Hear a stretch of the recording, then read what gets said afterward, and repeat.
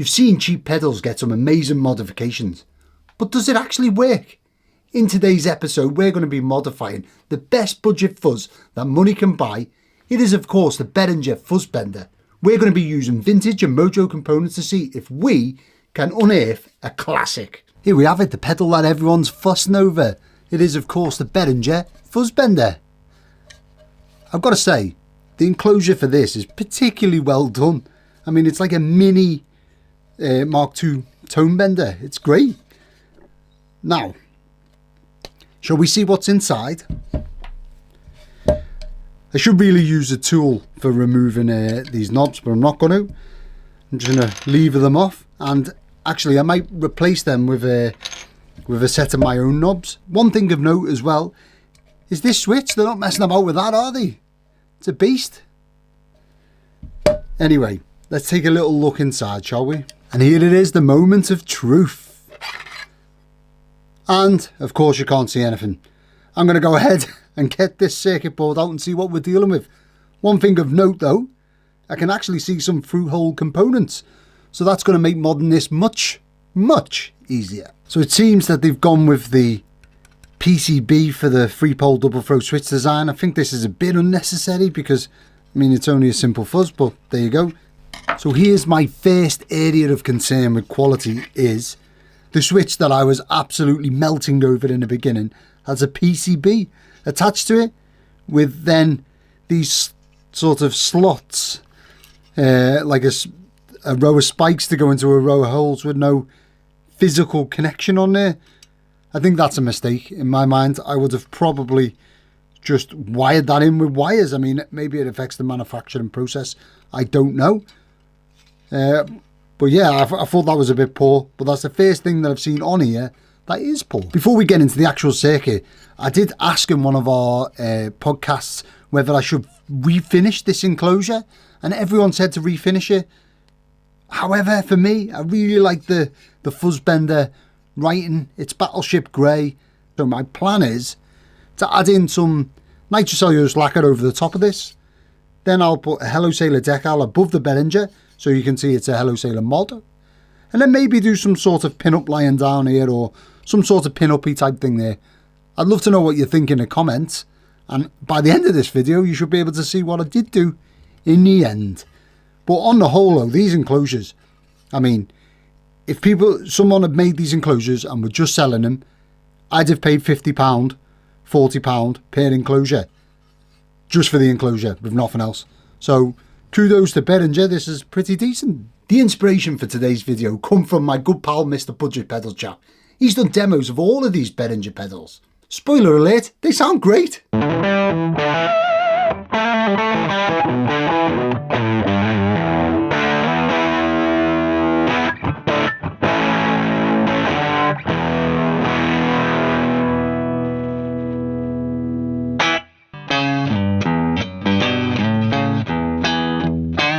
They cost next to no money, and if you're just looking to get into fuzz for the first time, you can't go wrong. The enclosures are great quality too. Speaking of great quality, if you want to support the show further, please check out our merch store below, where you can get things like this Banksy Rocks t-shirt. And here we have it, the PCB. You can see that they've gone with a connector strip to wire in our 3-pole double throw switch, but they have used a proper 3-pole double throw switch and not one of them momentary action jobbies that we see on some of the cheaper pedals, so that's good. The PCB itself isn't built that bad, but oddly enough, they've chose to go through hole for some of the electrolytics and some of these box film caps. Very random to me, but that does make it a hell of a lot easier to mod. So thank you very much, Behringer. I really appreciate that. My initial plan was to change as many components as I can and see if I can just change the sound in a shotgun sort of manner. However, we are going to put to the test whether modern capacitors sound better than vintage. I had this argument just today actually on one of my YouTube videos where someone was criticising me using, and you guessed it right, criticised me using some tropical fish caps. So I'm going to remove these modern box film caps one at a time, measure them, and then put like for like in, only I'll use something either I hate to say it, quote-unquote boutique or high-end or vintage. Maybe we can mount a few off-board, and then we'll put the sound test of this prior to the modifications and this post modifications, and we'll put to bed finally whether vintage capacitors sound better or worse. And I hate the saying better, because it's not better, it's just different. It all depends what you like. So we'll find out if I think they sound better or worse, and I'd love to know what you think of this video. To start with, the first mods we're going to be doing is this row of capacitors here. So if I move my switch out the way, and as you can see, this switch is just literally poked in, which isn't great, but there we are. I'm going to do this row of capacitors here. Now I'm going to remove them one at a time, and then I'll test them using my multifunction tester, and then we'll find a suitable replacement from my stash of caps. There's cap number 1 removed. I started at the top here, and all I'm going to do is just check what value cap it is, and then we can find something that's a suitable replacement. And as we can see there, it is 103, which is 100 NF. I mean, it's unusual for 100 NF to be showing 9 ohms of ESR resistance. That's not great, but maybe it'll be okay. But anyway, we're going to swap this out now. Here we have a Panasonic film cap. That's what I'm going to be replacing for our 100 NF. Now these are neither sexy nor exciting, but they do have the same leg spacing, so that kind of fits with what I'm doing here. And I've got lots of other caps to kind of make up the boutique difference. I mean, they're not new, and they are really meant for audio, so why not? And then to add it, because I never used desolder braid, which I absolutely should have, all I'm going to do is I'm going to, well, I have the leg snipped, so one is longer than the other, and I'm going to mount the longer leg through the pad. So if I offer it up to the pad and then heat the bottom and push the leg through. It's really hard to do this on camera while I'm talking and stuff. I don't know. And now if I heat both the other pad, the opposite side, I should be able to get it to go through like that. Good. And now if I just touch up the solder joints, we've got our first cap in place. This is the next cap in line, and we can see that we have a 12.3 NF capacitor. An actual fact, it's labelled up as 12 NF, so that's great. It's well within spec. There's no ESR reading on this one, so now I'm going to have to dig around through my vintage pile and find something that's either out of spec slightly to be 12 NF or a 12 NF cap. Wish me luck. The problem with using good vintage caps is that they all stay in tolerance. So I went through my stash of correctly sized caps that may fit there. So I've got Soviet made green drop caps, got some ITT cap, the good old paper in oil, there's a favourite of all guitarists, the K40Y-9, and my preferred tropical fish cap, all of which are totally in spec and unusable. So that would give us 10 NF instead of 12, which is, well, it's kind of cheating a bit because it would change the response of part of the pedal. So I don't want to do that. What I am going to do is use these two, which is a mustard cap, Mullard, and a Suflex cap in parallel. And that gives us 12.4 NF, and that's right on the nose of what it was. Now clearly I'm not going to fit them two onto this board here, so I'm going to run 2 wires off this board right the way round, and this is our enclosure. Our switch sits here, and I'm going to run them to this tag board. The tag board's going to, of course I'm going to squeeze the tag board in here, why wouldn't I? The tag board's going to sit just here in the foot of the pedal, because there's space, why not?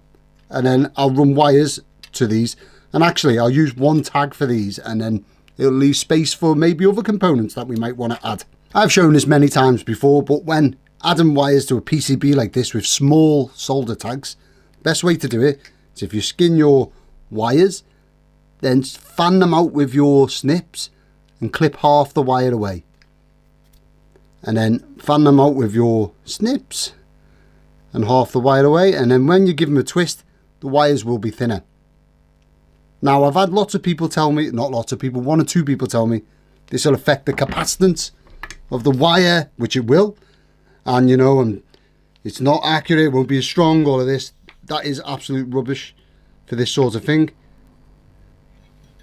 I have fell afoul of that before, and I'm sure I've explained it on the show when I was a wee lad. My first electrical job on board as a killick, a leading hand, I snipped some wires that I shouldn't have, changed the capacitance of the cable, and I ruined a machinery space flood sensing system. Caused quite a hoo-ha because of it, but for this sort of thing, it doesn't matter. Don't care what you say, you won't notice the difference.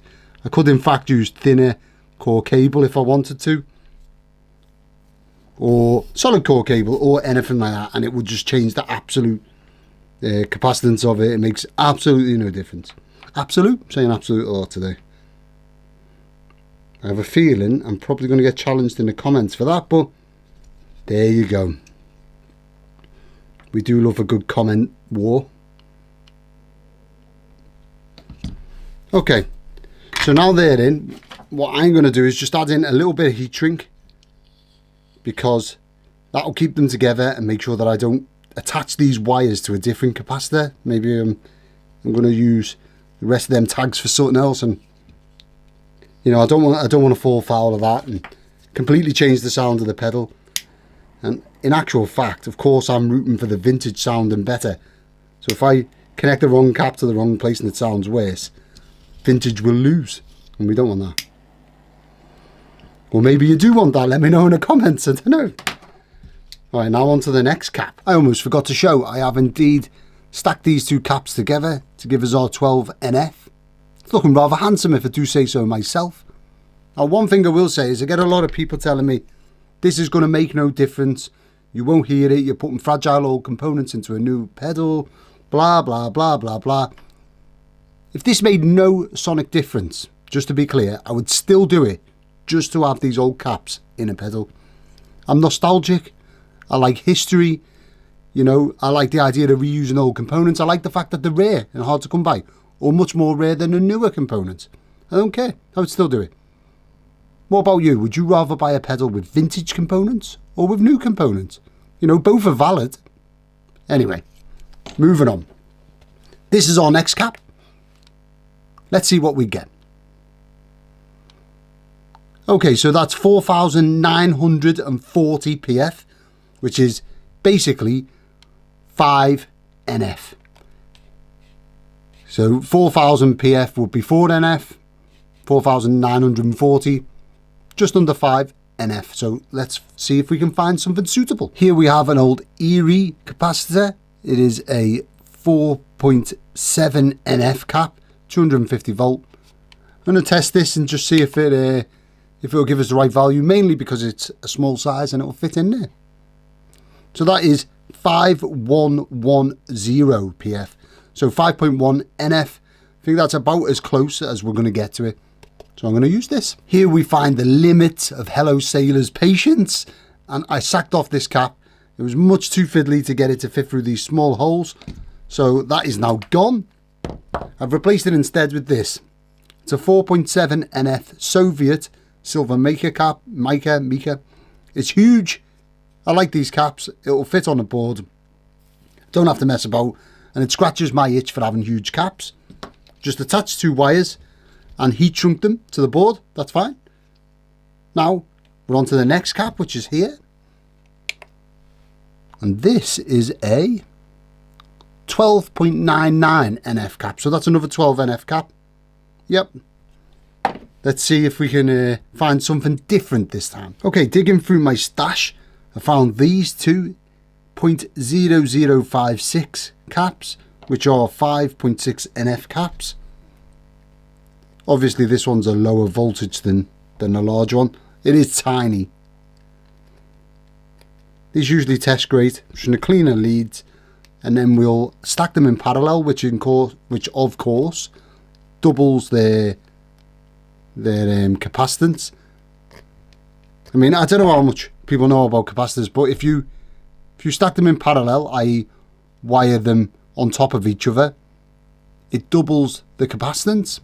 And if you wire them into each other, it halves the capacitance. Yeah. So what I'm going to do for this one is, if I straighten out the leads, the one with the longer leads is going to be the leads that I use to attach to our tag, or tag board. I'll put the writing facing uppermost, just in case anyone wants to see what it is in the future. I'll lie that there, and then this smaller cap is just going to lie over the top of them legs, and I'll solder it on like a ladder. Same as I've done for my for the orange drop before it. The mustard cap before it. So if we wet the tip, well, hey, then just give this a bit of solder on one side. That'll hold it in place. Then we can make sure that we're getting a good connection between the next two legs, which we are, and give that a solder. There we go. Now this should technically double the capacitance. So let's see what we've got. I swear it makes a total lie out of me. Remember, we're looking for 12 NF, 11.7 NF. I think that's close enough for government work. I'm going to go ahead and add in another set of wires here in the place of this cap. And then I'll add these two to the board. This is what our board's looking like so far. As you can imagine, this is making me very happy compared to the old PCB with SMD components on.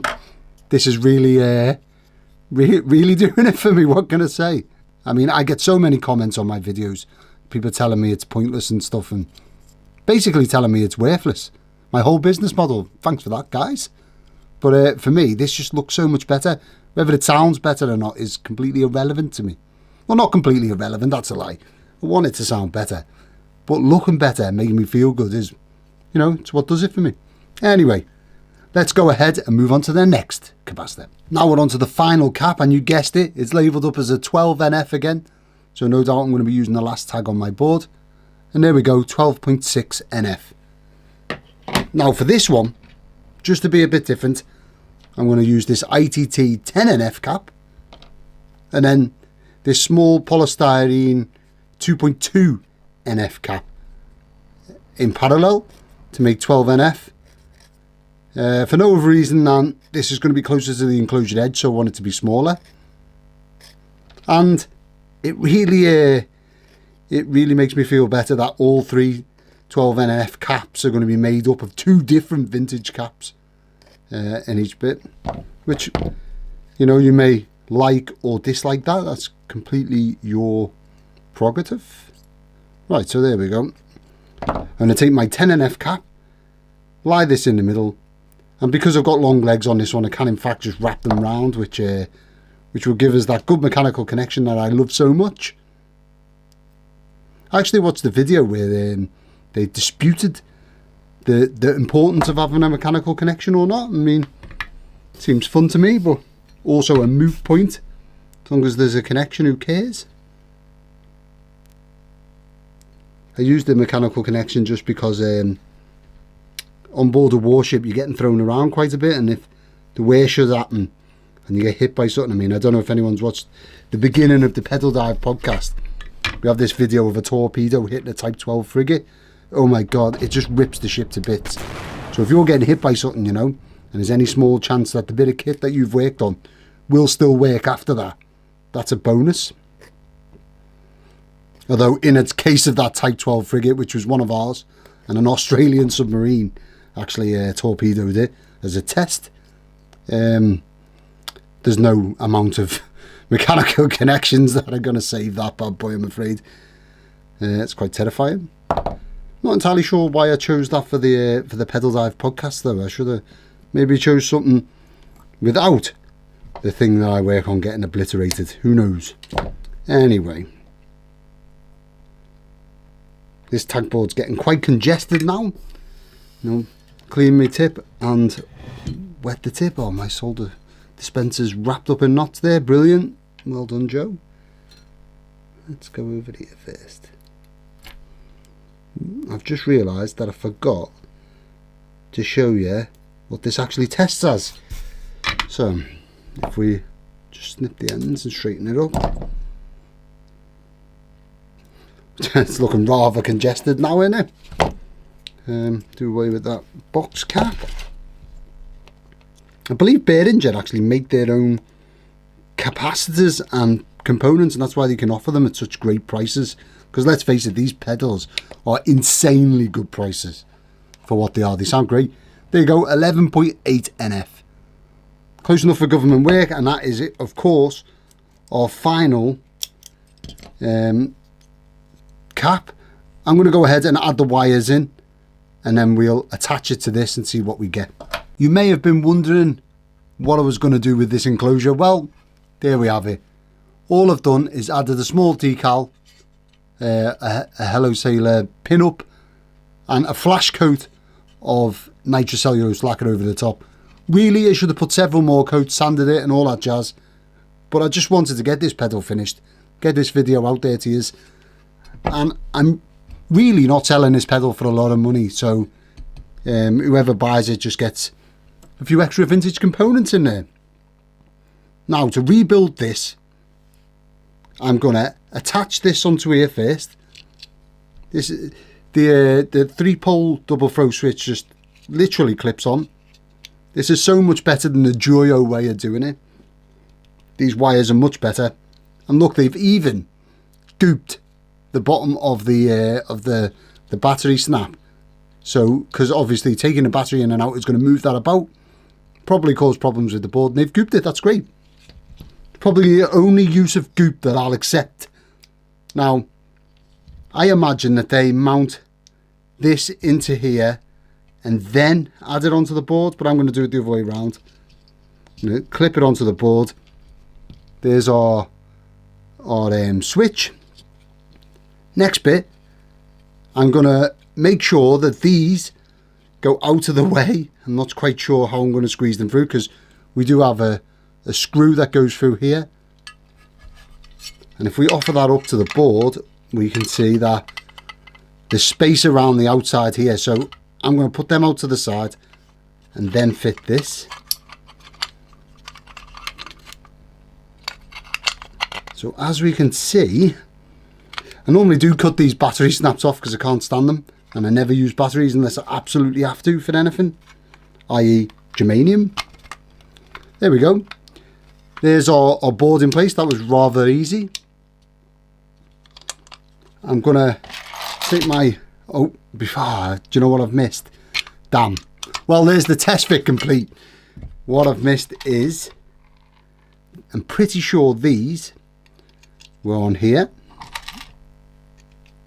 There's like a spacer that goes around. They're rather, to be fair, these are pretty good. They could have used crappy plastic things like these. They didn't. They used metal. It goes around your 3-pole double throw switch. See why you're getting in the way. As you can see, these wires get rather confusing rather quick, which is why I've labelled them up. Now, if I get a few screws in this board, not only do these screws earth the board to the enclosure, they also hold it in place, which is pretty, well, it's pretty standard to be fair, but it's a nice touch. This is a far cry from the Behringer SF300 with its plastic enclosure. Actually, I'm thinking about doing a mod video for the SF300 if anyone's interested.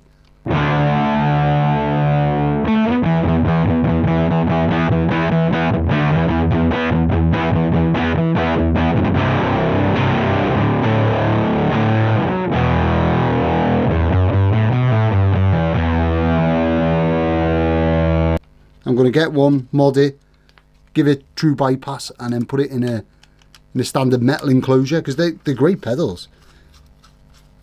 Although it is SMD, I suppose, but they are good pedals. They're just on that crappy plastic enclosure, or in that crappy plastic enclosure, which no one likes.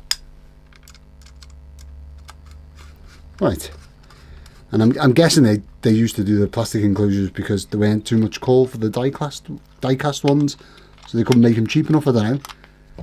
Now let's get this screwed in. Of course, I messed up as ever with my videos. I always have a mistake. So as I was tightening up the original mod switch, I And I noticed that this was quite loose. And if I take this out, I'll bet you I've missed two. And the reason why they put this in separately first is because it screws down and I missed the screws off. It does make it really awkward to add the second board. I don't understand why they didn't just either board mount this or have it floating. Again, it must be a manufacturing technique that requires this. I mean, I don't know. Mass manufacturing really isn't my bag, of course. But now that that's in, I'm sure it'll be much more secure. The question is, can I actually get that to line up? It's kind of a push and hope, really. 5 hours later. There you go. That click was one of the most satisfying sounds I've ever heard. Right, let's get one of these in. Make sure it doesn't move, as I am not going through that again. Absolutely not. Do you want to bet, Joe? Right, I'm going to go ahead and get this buttoned up and get all of the nuts attached onto all of this stuff, and then we'll go on to the nut. There we have our capacitors added into the foot of the pedal.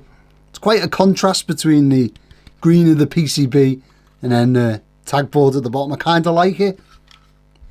So, if we look at them in order, we started off at this end with a... look at that, they've crossed over already. So that's actually the 5NF, which is our second one. That's a 12NF, that was the first one that we did. So it's already getting confusing. What I'm going to do is I'm going to start with this bottom one here, which is 12NF. And I'm going to add in to the bottom cap down here, because that is the last one that we did. And I'm going to go ahead and wire that up now. So how to do that? These caps aren't polar, so it won't matter which way round they go. I can put the wires either side, which is good.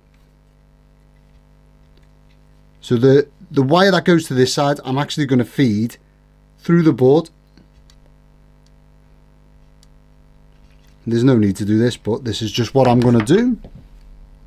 It's going to go through the board here and straight into the tag on the opposite side as such. So I can cut that to length and strip the end, give it a tin,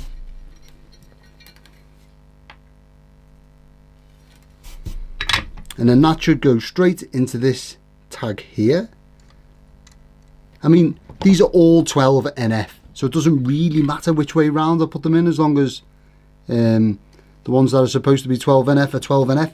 The only one that's different is, of course, the 5NF here. As long as I get that right, it really, you know, it doesn't matter which way round the others go.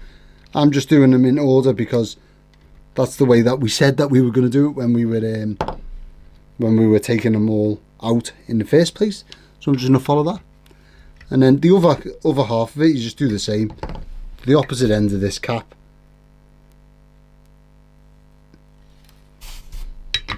And can add in. I haven't actually looked at the circuit for this. I'm sure I'll be able to find it online, but I wonder why so many 12NF caps. Why not 10? Why not 15? It just seems like a real random value. I don't know if this is actually taken from a circuit, an old circuit. I really don't know. I haven't done that much research. As ever, here at Hello Sailor, we just jump in and make whatever we're going to make. Let's get that tag out the way. That was just there to remind me that it was a 12NF. What I should have done is just labelled up the 5NF, and then I wouldn't have had to worry about it. Hindsight's 2020, eh? Right, let's not make a hash of this cable run, Joe, because that will annoy you later. Which it already is. There we go. So now we've run the cable down the side here. One side is attached to this end of this cap, and the other side is attached to this end of this cap. I'm going to go ahead and do that for all of them, and then at the end we'll add some zip ties for my American friends, or cable ties if you're English, down here, and that'll make it look pretty. Well, here we have it, fully wired up. Look at that. It's looking good if I do say so myself. And also, I'm told variety is the spice of life, and I live by that. So we're now going with some pink zip ties, cable ties for this one. That's way too many. But anyway, I'm going to use pink instead of my standard purple. Partly because I've run out and I couldn't get the purple, and partly because, well, I fancy the change. What can I say? While I'm doing this, I'd just like to ask, what are people's preconceptions? Do people think it's going to make absolutely no difference? Sound worse? Sound better? What do you think? Let me know in the comments. It would be interesting to know, firstly, what you think now before I've tested it, and then your thoughts after the sound test on what you actually heard compared to what you thought. Because to me, of course, I think it's going to sound better, but because I'm unconsciously biased, because I know that the vintage caps are in there. I like vintage capacitors. I'm going to think that the vintage ones sound better no matter what. So it'd be really interesting to see what other people think and what they hear, because I know, well, definitely a lot of you have better ears than me when it comes to hearing the nuances of these.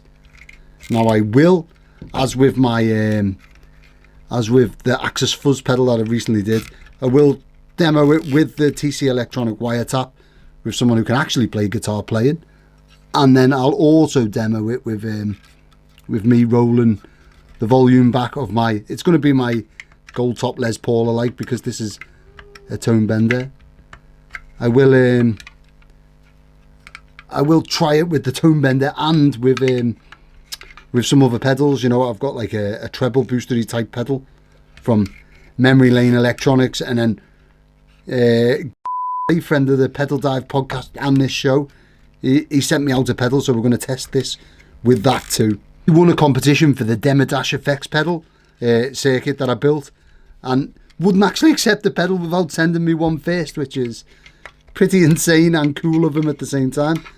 So we'll test this with that pedal. Welcome to the chaos. Of course, I plugged it all in and I got no sound from our switch in the mod position, but in the normal position there was sound. So I got my trusty audio probe out as ever, give it a good probing, and as I was tracing the circuit, I noticed this. You can see there, one of my wires is flapping in the wind. It's snapped and come out, which is unusual, and that's never happened before. But there you go. I'm sure that's what everyone says when they've made a mistake. I've never seen that before, but all I'm going to do is strip it, give it a tin, and then reinsert it into the hole. Gotta say, I'm getting a little bit fed up of taking this thing apart, but there you go. Okay, lots of messing here. The Hello Sailor again for fault finding. So I did find this cap here, which I've completely dropped, which was in this position here, is a 4.7 UF cap. That just wasn't playing a game.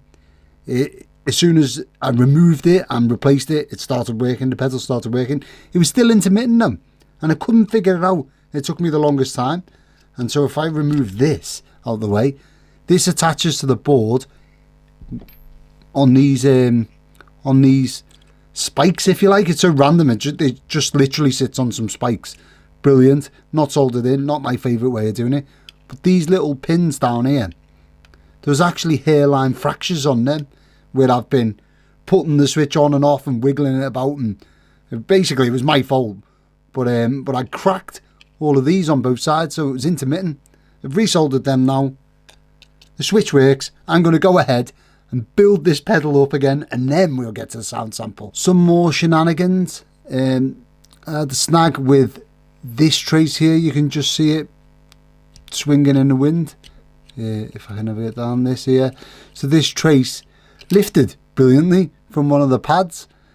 So I got the pedal back together again, and it didn't work. So what I had to do was run my wire round the outside and to this pin here, which is what that trace attaches to.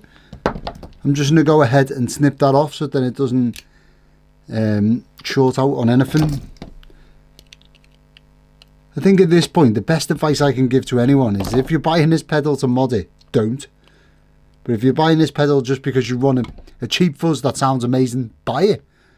But bloody hell, have I had enough of modding this one. Right, take 115. I'm going to go ahead and try and put this back together again. And the bit everyone's been waiting for, which knobs will we choose?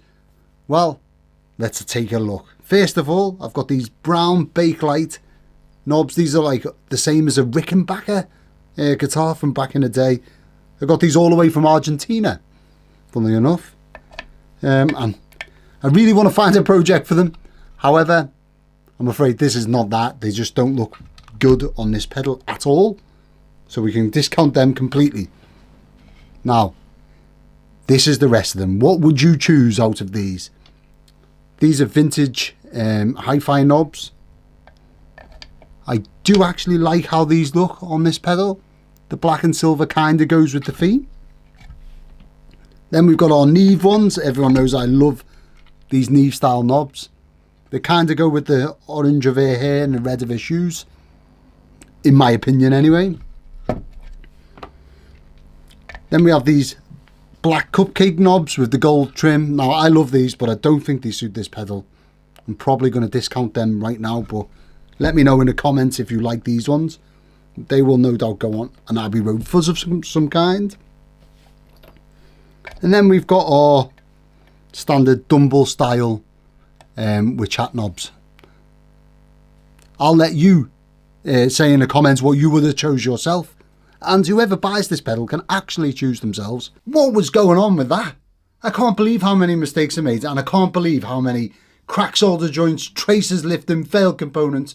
My advice to you is, if you're going to buy one of these pedals, just buy it and enjoy it. Don't bother modding it. It was a nightmare. It took everything in me, even though I'm a plastic guy, not to throw this thing in the bin. Now, we're going to move on to the sound sample. As ever with fuzz and a new tradition for Hello Sailor effects, I'm going to use my TC Electronics pre-recorded signal first, just so then you can hear someone who can actually play guitar playing through the pedal. Then I'm going to use my Les Paul. Can it be called a Les Paul? I'm going to use my gold top to go through the Fuzz Bender and then into something else. So first up, we're going to use this. Then we're going to hear it going through this. Take a second to take a screenshot of this, because you do want one. It is my Memory Lane Electronics fuzz and treble booster. It's amazing. You're going to hear basically my paw playing through it, but still, I'd love to know what you think of this mod and the debacle that I went through doing it in the comments. That'd be amazing.